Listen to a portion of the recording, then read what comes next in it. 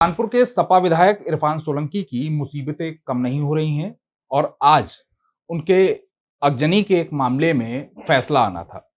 इस फैसले को लेकर हमारे साथ उनके वकील मौजूद हैं। हम उनसे बात करेंगे कि आखिर इस फैसले में क्या हुआ है और आगे क्या होगा। अ, सर ये बताइए कि इरफान के ऊपर अगजनी का एक मामला चल रहा था, उसमें वो अभी वर्तमान में महाराजगंज जेल में है। तो क्या हुआ है इस फैसले में आज? आज फैसला आना था, लेकिन 2 अभियुक्त थे जो ज़मानत पर थे, उनकी ओर से ज़मानतें दाखिल नहीं की गई थीं। मतलब जो लोग ज़मानत पर होते हैं, उनको जजमेंट से पहले ज़मानतें दाखिल करनी होती हैं, इस बात के लिए कि ज़मानत के बाद वो अगर ज़रूरत पड़े तो माननीय न्यायालय के समक्ष हाज़िर हों। तो वो शौकत और शरीफ की ओर से था।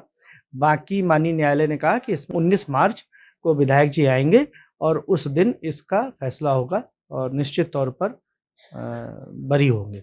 काफ़ी समय से उनका जो ये मामला है ये न्यायालय में चल रहा है। लगभग 1 वर्ष हो गया उन्हें जेल में रहते हुए। क्या लग रहा है कौन-कौन सी समस्याएँ इस पूरे मुकदमे में आ रही हैं अभी तक? देखिए, मुख्य समस्या आती है जब आप साक्ष्य गढ़ते हैं।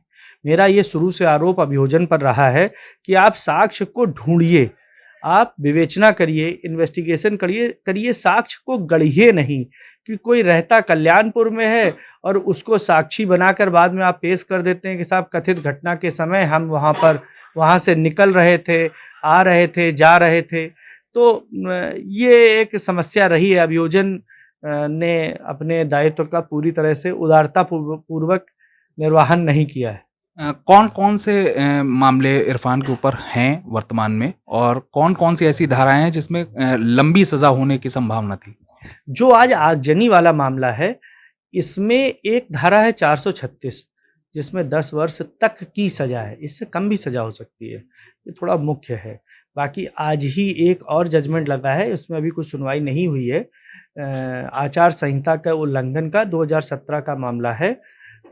उसमें अभियोजन पक्ष यानी सरकार माननीय उच्च न्यायालय चली गई थी जजमेंट के अगेंस्ट, तो उसमें भी जजमेंट आना है। इसके अलावा आधार से रिलेटेड मामला है, एक 2022 की आचार संहिता का उल्लंघन का मामला है, एक बांग्लादेशी नागरिक को प्रमाण पत्र देने का मामला है और एक शायद मामला इनका वो है रंगदारी माँगने का। इस तरीके के 4-5 मामले हैं। हालाँकि पुलिस तो 18 की क्रिमिनल हिस्ट्री दिखाती है।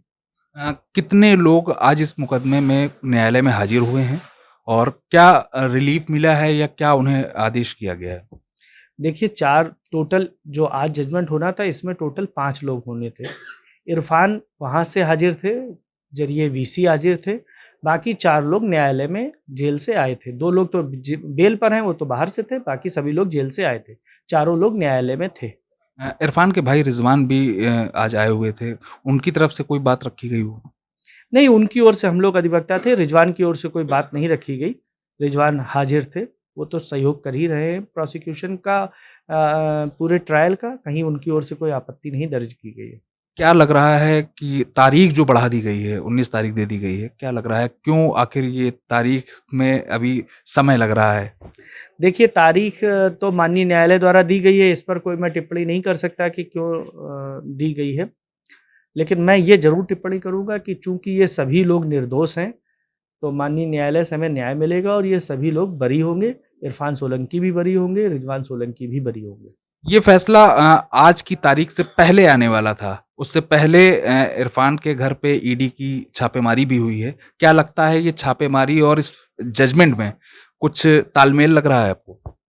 देखिए, मैं ये तो नहीं कह सकता ईडी एक संवैधानिक संस्था है, वो कहीं पर भी जाकर रेड कर सकती है।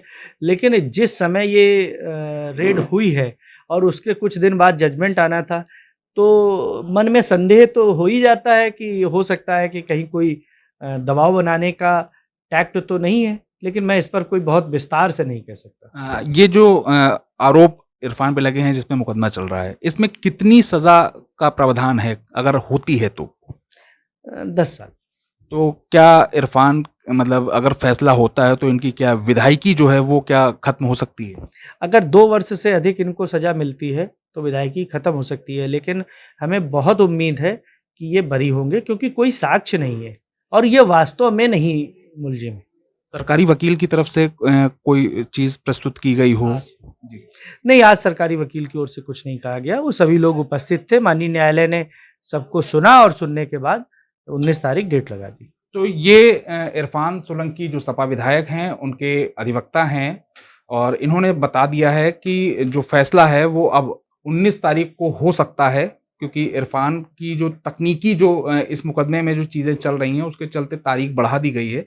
और अगर इरफान को उस फैसले में सज़ा होती है या फिर वो दोषमुक्त किए जाते हैं, तो कई बदलाव होंगे। अगर सज़ा हो जाती है तो फिर 10 वर्ष का उसमें सज़ा का प्रावधान है, जिसके चलते इरफान सोलंकी जिस विधानसभा पर चुनाव लड़ रहे हैं, वो भी हो सकता है आने वाले समय में समाप्त हो जाए। हालाँकि इनके जो वकील हैं, उनका कहना है कि फैसले से पहले ईडी की छापेमारी और अब फैसले में जो तारीख है, उसको बढ़ा देना कहीं न कहीं संशय पैदा कर रहा है। अब देखने वाली बात ये होगी कि आने वाली 19 तारीख को जो फैसला है, वो इरफान के हक में होता है या फिर इरफान अभी जेल में ही बंद रहेंगे।